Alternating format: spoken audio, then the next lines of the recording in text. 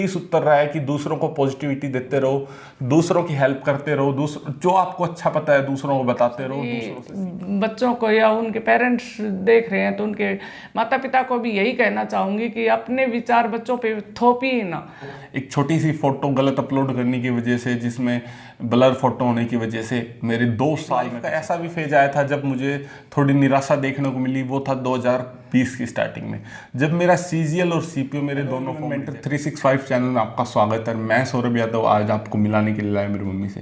Finally मुझे मेरी dream job मिल चुकी है। काफ़ी टाइम से आपके मैसेज आ रहे थे कि सर यूट्यूब पे वीडियोस नहीं आ रही, तो मैं आपको बता दूं मैं फाइनली खुद की ड्रीम जॉब के लिए तैयारी कर रहा था और मुझे वो ड्रीम जॉब मिल चुकी है। तो इस वीडियो में डिस्कस करेंगे कि भाई क्या मेरी जर्नी रही, कैसे मैंने 2017 से तैयारी स्टार्ट करी, क्या क्या मैंने गलतियां करी, कैसे कैसे घर वालों ने मेरे को गाइड करा कि भाई मम्मी ने कहा भाई ये मत कर, ये कर ले, कहाँ कहाँ सिचुएशंस पे मैं गलत था। कुछ सिचुएशंस ऐसी थी जहाँ पे घर वाले भी कई बार, हमेशा ये नहीं कि घर वाले भी सही हो, कुछ सिचुएशंस पे घर वाले गलत थे। फाइनली आज मम्मी से आज सारी बातें करेंगे और आपको मैं मेरी मम्मी से मिलवाने के लिए लाया हूँ। और मेरी मम्मी एक हेड टीचर हैं जिनको 32 से 33 साल हो गए पढ़ाते हुए, गवर्नमेंट हेड टीचर है हरियाणा के अंदर।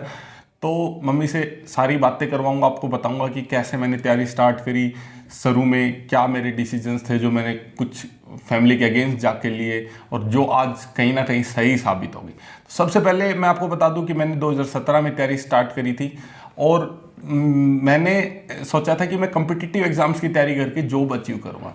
लेकिन घर वाले बोल रहे थे, क्योंकि मम्मी भी टीचर है, पापा टीचर है, तो घर वालों का बैकग्राउंड था टीचिंग बैकग्राउंड, तो घर वाले बोल रहे थे एमएससी कर ले। तो मम्मी आपका क्या विचार था कि भाई एमएससी करनी चाहिए कि कॉम्पिटिटिव एग्जाम्स की तैयारी करनी चाहिए? मेरा अपना विचार तो यही था कि एमएससी करनी चाहिए। कॉम्पिटिटिव एग्जाम की तैयारी बाद में कर ले, पहले क्वालिफिकेशन पूरी हो जाए, बच्चे को अच्छे से समझ आ जाए और उसका ज्ञान अर्जित कर ले, वो अपना अचीवमेंट पढ़ाई के प्रति, फिर अपने कोई स्टेप उठाए एग्जाम के लिए। तो वही है भाई, घर वालों ने तो मेरे को बोला था स्टार्टिंग में कि भाई पहले अपनी एमएससी कर ले, पहले अपनी क्वालिफिकेशंस पूरी कर ले, उसके बाद कॉम्पिटिटिव एग्जाम्स की तैयारी करना। बट मैंने हमेशा पहले मेरी कॉम्पिटिटिव एग्जाम्स की तैयारी साथ रखी, साथ साथ मेरी एजुकेशन क्वालिफिकेशंस को मैं चलाता रहा। तो मम्मी आपको कैसा लग रहा आज कि मेरी फाइनली दिल्ली टीचर की मेरी जॉब लग चुकी है? डीएसएसबी टीजीटी मैथ्स पे मेरा सिलेक्शन हो गया, डीएसबी टीजीटी नेचुरल साइंस पे भी मेरी फाइनल लिस्ट पेंडिंग है, लेकिन मैथ पे सिलेक्शन हो गया, ज्वाइनिंग पेंडिंग है। तो मम्मी मुझे तो बहुत ही खुशी हो रही है कि मैथ टीचिंग में आपका सिलेक्शन हो गया है, क्योंकि मैं तो सदा से टीचिंग के प्रति रुचि रखती थी। और जो अदर आपके सिलेक्शन हुए हैं, जो कॉम्पिटिटिव एग्ज़ाम के जो आप दे रहे थे, उसमें उसकी बनिस्बत यही अच्छा है जो टीचर वाला ही। घर वाले स्टार्टिंग से मैं, क्योंकि मेरे काफ़ी सारे एग्जाम हुए, दिल्ली कांस्टेबल भी हुआ, सीपीओ भी क्वालिफाई हुआ, लेकिन घर वाले हमेशा बोल रहे थे भाई नहीं, बेल्ट की नौकरी नहीं, सीजीएल में बाहर जॉब मिल रही है तो बाहर नहीं, सीएचएसएल में बाहर मिल रही है बाहर नहीं। लेकिन एक एम था स्टार्टिंग से कि 4600 ग्रेड पे की जॉब होनी चाहिए मिनिमम, और अपना स्टेट या तो हरियाणा में हो या दिल्ली में हो मैक्सिमम। तो फाइनली दिल्ली टीचर की जॉब मिल गई है। 2017 में मैंने तैयारी स्टार्ट करी थी। तो मम्मी एक चीज़ जो मैं आपसे पूछना चाहूँगा, तैयारी घर रह के करनी चाहिए या बाहर लाइब्रेरी में रह के या दिल्ली रह के तैयारी करनी चाहिए? आपके हिसाब से क्या है और कैसे मैंने तैयार किया? मैं तो मेरे हिसाब से यही कहूँगी कि घर रह के तैयारी करनी चाहिए, लेकिन आपने नहीं की, वो आपकी समझ है। और माँ की तो ममता होती है कि बच्चा अपने पास रह के कुछ अच्छा अचीव कर सकता है, लेकिन बच्चे आजकल सोचते रहते हैं कि लाइब्रेरी में जाके अच्छा पढ़ा जाएगा। घर पे भाई मेरी हमेशा से पिछले 2-3 साल से एक ही बात पे घर वालों से कभी ना कभी छोटी मोटी अनबन होती रहती थी। घर वाले कहते भाई लाइब्रेरी जाने की क्या जरूरत है, घर रह के पढ़ लो, लाइब्रेरी में टाइम वेस्ट करते हो तुम लोग, लाइब्रेरी में ये है वो है। लेकिन मैं हमेशा से घर पे मेरी पढ़ाई कंटिन्यूटी नहीं बन पाती थी और मैं लाइब्रेरी में मेरी कंटिन्यूटी बहुत अच्छे बन पाती थी। लेकिन एक चीज़ है जो है वो है हार्ड वर्क। मम्मी ने हमेशा बचपन से सिखाया कि भाई हार्ड वर्क करो, जितना हो सके अपनी मेहनत पे विश्वास रखो। सबसे पहले मैंने 2017 में दिल्ली कोचिंग स्टार्ट करी, 2017 से लेकर 2019 तक अपनी दिल्ली कोचिंग करी। उसके बाद अपनी सेल्फ स्टडी के ऊपर आ गया था। तो मम्मी वैसे सबसे ज़रूरी चीज़ क्या है, बेस बनाना सबसे इम्पोर्टेंट है या फिर? सबसे इम्पोर्टेंट तो यही है कि बच्चे का बचपन से ही बेस अच्छा बने। जब मकान की नींव भी मजबूत होगी तो मकान अपने आप लॉन्ग टर्म चलेगा। तो जब छोटा बच्चा था जब से ही लेकर तेरी मैंने प्राइमरी में अपने सरकारी स्कूल में पढ़ा के ये बेस इतनी मजबूत कर दी थी कि कोई नहीं डिगा सकता, इसीलिए आपके सारे एग्जाम क्लियर होते जा रहे हैं। भाई मैं स्टार्टिंग में मम्मी के साथ ही स्कूल में जाता था, प्राइमरी स्कूल में। और मम्मी स्टार्टिंग में मेरे को याद है जब मैं पहली क्लास में था तभी 4th 5th क्लास के बच्चों के क्वेश्चन मम्मी बताती हैं कि मैं करने लग गया था मैथ के। उन्हीं के 4th क्लास, जैसे प्राइमरी स्कूल में क्या होता है कि जिस क्लास को मैडम पढ़ाती हैं वही क्लास आगे मिलती जाती है। तो मम्मी को जिस टाइम मैं जाने लगा था स्कूल उस टाइम मम्मी को 4th क्लास मिली हुई थी, तो मैं मम्मी के साथ 4th क्लास में बैठता था, वहीं रहता था पूरा दिन। तो मैंने वहीं 1st क्लास का जब मैं स्टार्टिंग में ही मैंने 4th क्लास के सम वगैरह करने सीख लिए थे। और मम्मी का बहुत बड़ा योगदान रहा है हमेशा, टाइम टेबल से लेके सुबह जगाने में, और दूसरा इंग्लिश तैयार करवाने में। मेरी इंग्लिश वोकैब स्टार्टिंग से बहुत अच्छी मम्मी ने बिल्ड कर दी थी कि भाई बढ़िया से अपनी तैयारी कर। कनीना ब्लॉक में तो 2-4 बार ऐसी भी हुई है कि मेरे साथ सेमिनार में जब मैं अपने साथ इस बच्चे को लेके जाती थी तो अध्यापकों के साथ भी मैं इसको वो करवा लेती थी कंपटीशन। पहले भाई अंताक्षरी बड़ी चलती थी, जब मैं छोटा था तो अंताक्षरी का बहुत क्रेज था। तो अंताक्षरी बहुत इंग्लिश की जैसे अल्फ़ाबेट की अंताक्षरी, तो उस चीज़ में काफ़ी ज़्यादा वो बेनिफिट हुआ। भाई देखो मैं तो यही कहना चाहूँगा, लाइफ में काफ़ी सारे लगता है कि ये डिसीजन गलत है सही है। डिसीजन कोई भी गलत नहीं होता, टाइम के साथ हमें पता लगता है कि डिसीजन गलत हो गया या सही हो गया। अगर आज ही हमें पता हो कि सारे डिसीजन ये सही है गलत है तो हम सारे डिसीजन ही सही ना लेंगे। लेकिन टाइम के साथ जैसे जैसे आप अपनी बढ़ते जाते हैं तब हमें पता लगता है कि हाँ ये डिसीजन सही था, ये गलत था। तो कुछ डिसीजंस मैंने गलत भी लिए, कुछ डिसीजन सही भी लिए, लेकिन फाइनली मुझे मेरी ड्रीम जॉब मिल गई। आगे अब आप बच्चों की तैयारी करवाएंगे, आगे अच्छी अच्छी वीडियोस लेके आएंगे तैयारी करवाने से रिलेटेड, तो मैंने मम्मी से मिला दिया। एक बात और, इसकी सफलता के पीछे सबसे मेन मकसद यही रहा है कि इसने अपनी रेगुलरिटी नहीं तोड़ी। डेली मैं आप बच्चों को भी यही कहना चाहूँगी कि प्रतिदिन चाहे आप 2 घंटे पढ़े, चाहे आप 3 घंटे पढ़े, जितना भी आप अपनी रेगुलरिटी बना लेते हैं, इधर उधर खेलिए, अच्छा खाइए, सोइए, लेकिन जितना आप अचीव कर रहे हैं 2 घंटे 3 घंटे जो भी समय, वो अपना निकाल के अपनी पढ़ाई में लगाइए। रेगुलरिटी बहुत ज़रूरी है भाई। रेगुलरिटी तो देखो बनानी पड़ेगी किसी भी चीज़ की सक्सेस के लिए। 3 चीज़ें हैं, हार्ड वर्क, कंटिन्यूटी और पेशेंस। तीनों चीज़ों आपको ज़रूर चाहिए। अब मैं आपको मेरी बताता हूँ कि मैं एक लाइफ का ऐसा भी फेज आया था जब मुझे थोड़ी निराशा देखने को मिली। वो था 2020 की स्टार्टिंग में, जब मेरा CGL और CPO मेरे दोनों फॉर्म रिजेक्ट हो गए थे। उस टाइम मैं बिल्कुल हताश निराश हो गया था भाई, क्योंकि देखो पहले के CPO CGL थे तब मैंने ज्वाइनिंग नहीं करी। मुझे लग रहा था कि मैं UPSC की तैयारी करनी चाहिए मुझे, तो उन चीज़ों को मैंने स्किप कर दिया। बाद में जब मैं वापस CGL CPO की तैयारी करने के लिए आया तो मेरे फॉर्म रिजेक्ट हो गए थे। फिर मैं निराश हो गया था, पर घर वालों ने बोला भाई कोई दिक्कत नहीं है, CGL CPO नहीं हो रहे तो हरियाणा की तैयारी कर ले। तो उसके बाद जब मेरे CPO CGL के फॉर्म रिजेक्ट हो गए थे, जनवरी 2020 की बात है ये, तब मैं हरियाणा की तैयारी में आया था। क्योंकि उसके बाद कोविड भी आ गया था, मैं घर पे आ गया था महेंद्रगढ़। उससे पहले मैं बाहर रह के तैयारी कर रहा था। तो यहाँ पे फिर मैंने लाइब्रेरी ज्वाइन करी अपने महेंद्रगढ़ में ही,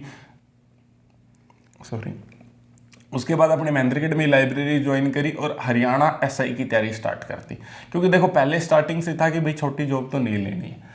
हरियाणा SI की तैयारी स्टार्टिंग करी, पेपर नहीं हुआ, पोस्टपोन होता रहा, पूरी साल निकल गई, पेपर नहीं हुआ।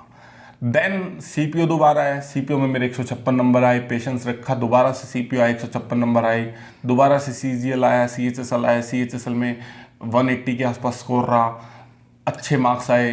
देन CGL आया और उसके बाद ये DSSB के एग्ज़ाम्स आ गए।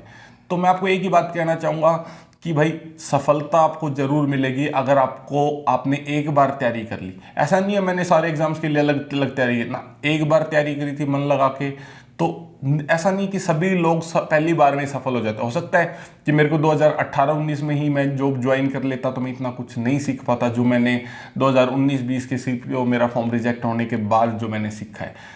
तो काफ़ी सारी चीज़ें जो अपनी गलतियों से सीखते हो। एक छोटी सी फ़ोटो गलत अपलोड करने की वजह से, जिसमें ब्लर फोटो होने की वजह से मेरे 2 साल में पीछे चला गया। बट मुझे लगता है कहीं ना कहीं अगर मैं उस टाइम जॉब ज्वाइन कर लेता शायद मैं टीचर की जॉब में कभी नहीं आ पाता, जो मुझे स्टार्टिंग से था कि मुझे टीचर तो ज़रूर बनना है। जब से मैं दिल्ली गया स्टार्टिंग से था कि भाई पढ़ाना ज़रूर है, टीचिंग में ज़रूर आना है। और मेरी भी यही हार्दिक इच्छा थी कि मेरा बच्चा मेरे पास रहे और मुझे माँ की ममता जिधर थी उधर ही बच्चे को खींच ले आई। और मैं बहुत ही खुश हूँ कि आज इसको टीचर की जॉब मिल गई, जो मैं दिल से चाह रही थी। और जो बाकी तो ये तैयारी कर रहा था तो मैं इसका सपोर्ट तो करती थी, लेकिन दिल से तो मैं यही चाह रही थी कहीं न कहीं कि बच्चा अध्यापक बने और देश सेवा करे, बच्चों की मदद करे। भाई देखो, मैं आपको बता दूं, जब मैंने स्टार्टिंग प्रिपरेशन की 2017 में, जब मेरी 19 साल लगभग 20 साल उम्र थी, तो उस टाइम जोश ज़्यादा था, बेल्ट की नौकरी ज़्यादा पसंद थी। उस टाइम लगता था कि भाई बेल्ट की नौकरी, excise inspector, Delhi police sub inspector, ये जॉब काफ़ी अच्छी लगती थी। पर जैसे जैसे उम्र बढ़ी, उम्र के साथ थॉट्स, विचार बदले, कुछ अच्छे अनुभव लिए लाइफ के, कुछ बुरे अनुभव लिए, तब मैंने धीरे धीरे फिर मेरा रुझान हो गया कि नहीं भाई जॉब होनी चाहिए लाइफ। फिर मेरा आया कि भाई सीजीएल में सीएसएस ले लेंगे, सीजीएल में और कोई ऐसी जॉब ले लेंगे जिसमें शांति की है। फिर धीरे धीरे होते होते पैटर्न चेंज होते होते अब जैसे जैसे लाइफ आगे बढ़ती गई, 23-24 साल एज आ गई, क्योंकि आपको पता है कि लंबी प्रोसेस चलती है। अब मुझे लग रहा था कहीं ना कहीं भाई टीचिंग लाइफ बेस्ट है। तो वही बात होती है, जब बच्चा छोटा होता है तो उसके अलग थॉट्स होते हैं। घर वाले मेरे को स्टार्टिंग से बोल रहे थे भाई टीचर की तैयारी कर ले, बट मेरे उस टाइम शायद विचार नहीं थे, उस टाइम एज कम थी। लेकिन अब धीरे धीरे एज ग्रो हुई, कुछ चीज़ें अनुभव मिले, कुछ मेंटेलिटी चेंज हुई, अच्छे एक्सपीरियंस देखे, लाइफ को अनुभव किया, फिर पता चला कि हाँ भाई जॉब ऐसी होनी चाहिए जिसमें स्ट्रेस ना हो। तो फाइनली आई एम हैप्पी कि मेरी डीएसएसबी टीजीटी में जॉब लग गई। आप लोगों के लिए भी मैं आने वाले टाइम पे समय समय पे आपकी गाइडेंस वीडियो लेकर आता रहूँगा, ज़रूर फॉलो करें। गारंटी से अगर आप उनको फॉलो करते हैं तो आप 100% जॉब लगेंगे। एक अच्छा फैक्ट मैं आपको बताता हूँ, आज तक मेरे 7 रूममेट रहे हैं और 7 के 7 जॉब लग चुके हैं। मेरी सबसे लास्ट में आ रही है, लेकिन वो 7 के 7 जॉब लगते गए। और हमेशा मैंने मेरे रूममेट्स को पढ़ाया है। मेरी स्टार्टिंग से थी कि मैं मेरे जो भी रूममेट होता था मैं उनको गाइड करता था, उनको पढ़ाता था। स्टार्टिंग से मेरे को ध्यान है कि मेरे साथ नवीन रहता था जो सब इंस्पेक्टर लगा हुआ है रेलवे में, उसको मैं जीके पढ़ाता था, इंग्लिश कभी कभी पढ़ाता था, कभी कभी मैथ थोड़ा बहुत करवा दिया। फिर ऐसे करते करते स्टार्टिंग में जो भी मेरे रूममेट्स थे मैं उनको पढ़ाता था। लाइब्रेरी में कोई भी कह देता भाई मेरे को मैथ पढ़ा दे, मैं उसके मैथ पढ़ाता था, डाउट सोल्व करवा दे, डाउट सोल्व करवाता था। ऐसे ही सब इंस्पेक्टर है बीएसएफ में गुरदासपुर से, वो लड़का मेरे साथ गुरुकुल में 8 से 9 महीने रहा। जो मैं रूटीन फॉलो करता उसने भी वही रूटीन फॉलो किया। उस लड़के की मैं आपको एक बात बता दूं, उसका कोस्ट गार्ड में हो गया था सिलेक्शन। कोस्ट गार्ड नेवी में उसका सिलेक्शन हो गया था। उसके फादर शायद गवर्नमेंट जॉब में नहीं थे, कोई प्राइवेट जॉब भी करते थे। तो उसने कहा भाई फाइनेंशियल मेरी कंडीशन ठीक नहीं है, मैं ये जॉब ज्वाइन करूँगा। पर मैंने उसको मोटिवेट किया, भाई तेरे अंदर कैलिबर है, पोटेंशियल है, तू इस जॉब को मत ज्वाइन कर। और उसने फाइनली मेरी बात मान ली। और उसके बाद हमने लगातार 8-9 महीने तैयारी करी, जम के तैयारी करी। वो आज सीपीओ से सिलेक्टेड है और पंचकुला उसकी पोस्टिंग है, सीपीओ सिलेक्टेड। और गुरदासपुर के अंदर उसने खुद का कोचिंग इंस्टीट्यूट भी शुरू किया है बच्चों के लिए, ताकि आने वाले टाइम में वो बच्चों की हेल्प कर पाए। तो भाई हमेशा मेरा तो एक ही सूत्र रहा है कि दूसरों को पॉजिटिविटी देते रहो, दूसरों की हेल्प करते रहो, जो आपको अच्छा पता है दूसरों को बताते रहो, दूसरों से सीखते रहो। अगर आप दूसरों को सिखाते रहोगे और सीखते रहोगे तो आपको हमेशा आगे बढ़ते रहोगे। तो काफ़ी सारी चीज़ें हैं, फैमिली सपोर्ट भी रहा, मम्मी पापा का भी सपोर्ट था, फाइनेंशियल कोई दिक्कत नहीं थी। बट हाँ, मम्मी पापा ने हमेशा फ्री हैंड दिया मुझे कि भाई जो तेरा मन करे वैसे कर ले। हाँ, खुद की जरूर कहते थे भाई ऐसा मत कर, ऐसे कर ले, लेकिन ये जरूर कहा कि हाँ तेरा मन है वैसे कर ले। जब से ये स्कूल में एडमिशन लिया, जो जो बच्चा बड़ा हुआ तो और बच्चे जैसे शरारत करते हैं, एक +1-2 में जो ही बच्चा होता है तो आपस में लड़ाई झगड़े, इस प्रकार की इस बच्चे की कोई शिकायत नहीं थी। और मम्मी पापा दोनों ही हम इसके सपोर्ट में थे और जो दोनों ही इससे बड़े खुश थे कि अपने पढ़ाई तक सीमित रहता है, पूरी लगन से मेहनत कर रहा है। अच्छा, मैं तो हमेशा यही कहती थी कि जो अचीव हो ना हो, लेकिन एक अच्छा नागरिक अवश्य बन जा, ताकि अपने आने वाले साथ सहपाठियों को या और जो भी तेरे संपर्क में जो भी बच्चा आए उसको अच्छा कुछ अचीव करवा सके। इसलिए मैं तो इससे बहुत ही खुश हूँ। जब भी कोई भी, एक दो केस ऐसे भी हैं मेरी नज़र में कि रास्ते में एक्सीडेंट हो गया, फटाफट उसकी हेल्प करना, अपना कुछ नहीं देखना, अपनी बाइक भी जहाँ हो गया वहीं छोड़ दी, उसके साथ हॉस्पिटल आ गया बाइक, और कोई लेके उठा के लेके आ रहा है। तो इस प्रकार इसने ये हेल्प करना, पापा भी इसके इतने ही हेल्पफुल हैं जितना ये, उनसे भी कुछ दो चार, देसी कहावत है कि दो चार उंगल फालतू ही हेल्प कर पा रहे हैं ये अपने साथ अपने साथियों की। भाई बचपन से मेरे को सिखाया है कि मम्मी पापा ने कि भाई दूसरों की हेल्प करते रहना चाहिए। पापा भी हमेशा, क्योंकि मेरे को याद है मैं जब छोटा था, बहुत छोटा था, 6th क्लास में था, तब मैं और पापा आ रहे थे तो हमें एक एक्सीडेंट वाला मिल गया। तो पापा ने तुरंत, लोग खड़े थे लेकिन पापा ने तुरंत कहा भाई नहीं, इसको गाड़ी में लो और हॉस्पिटल लेके चलो। उस टाइम वहाँ पे पुलिस वाले ने पूछा जी कि आपकी गाड़ी से एक्सीडेंट हुआ। उस टाइम ये कानून वगैरह भी ऐसे नहीं थे, लेकिन अब तो कानून बन गए। लोगों की हेल्प करो, कोई एक्सीडेंट वाला मिल जाता है एम्बुलेंस का वेट मत करो, ज़्यादा से ज़्यादा लोगों की हेल्प करो। जितना आप लोगों की हेल्प करोगे उतना ही ऊपर जाओगे, ये बात हमेशा दिमाग में रखो। आप सभी बच्चों को या उनके पेरेंट्स देख रहे हैं तो उनके माता पिता को भी यही कहना चाहूँगी कि अपने विचार बच्चों पे थोपिए ना।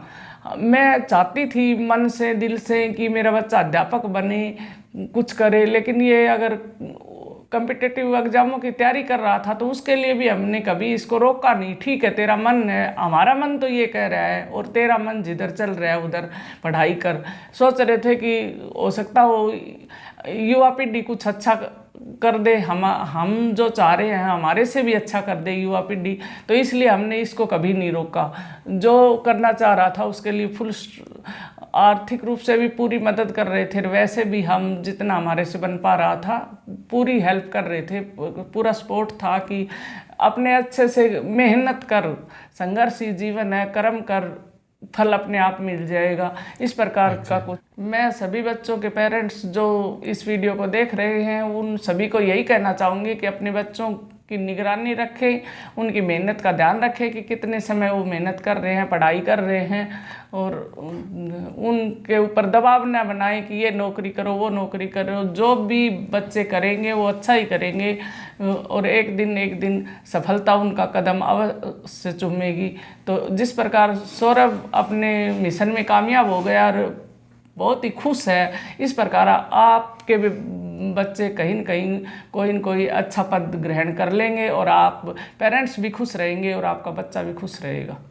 तो भाई अपने बच्चे पे विश्वास जरूर बना के रखना है। जो भी वो करे लाइफ में निगरानी रख सकते हैं कि हाँ भाई गलत रास्ते पे ना जाए, क्योंकि एक उम्र होती है, टीन एज बोलते हैं, जिसमें बच्चे को भटकने का सबसे ज़्यादा होता है कि हाँ रास्ते से भटक जाता है। काफ़ी हमने देखा है, कोचिंग पे हमारे साथ बच्चे थे जो इधर उधर। लेकिन अभी क्या होता है कि जैसे जैसे आपकी एज होती है आप समझते हुए चले जाते हैं चीज़ों को कि हाँ ये चीज़ें नहीं करनी है, ये सही है, ये गलत, आपको पता लग जाता है। लेकिन एक चीज़ आपको और हमेशा ध्यान रखनी चाहिए एज ए स्टूडेंट कि पेरेंट्स कभी भी गलत नहीं होते। वो जो गाइडेंस देते हैं उनको ज़रूर सुने, उनको अपना व्यू समझाएं कि मैं ऐसा कर रहा हूँ तो क्यों कर रहा हूँ, और उनकी बात भी सुने कि वो ऐसा कह रहे हैं तो क्यों कह रहे हैं। क्योंकि कई बार क्या होता है कि हम सीधा उनसे कहते हैं नहीं मैं ऐसा नहीं करूँगा, उनको समझाएं अपनी बात, अगर वो समझते हैं तो दी बेस्ट। ठीक है, उम्मीद करता हूँ आप भी अपनी ड्रीम जॉब को पास करेंगे, और आने वाले टाइम में अच्छी मैं वीडियोस लेके आऊँगा आपके लिए, स्ट्रेटजी वीडियोस, और आने वाले टाइम में अच्छे से आपको स्ट्रेटेजी डिस्कस करेंगे। काफ़ी सारी वीडियोस मैंने डाल रखी हैं, मैं और भी सारी वीडियोस लेके आऊँगा और आपकी हेल्प करते रहेंगे। मैंने डिस्क्रिप्शन में मेरा व्हाट्सएप नंबर, अगर आपको कोई भी गाइडेंस चाहिए तो आप मुझे मैसेज कर सकते हैं, और आपकी समय समय पर हेल्प करते रहेंगे। थैंक यू बच्चे।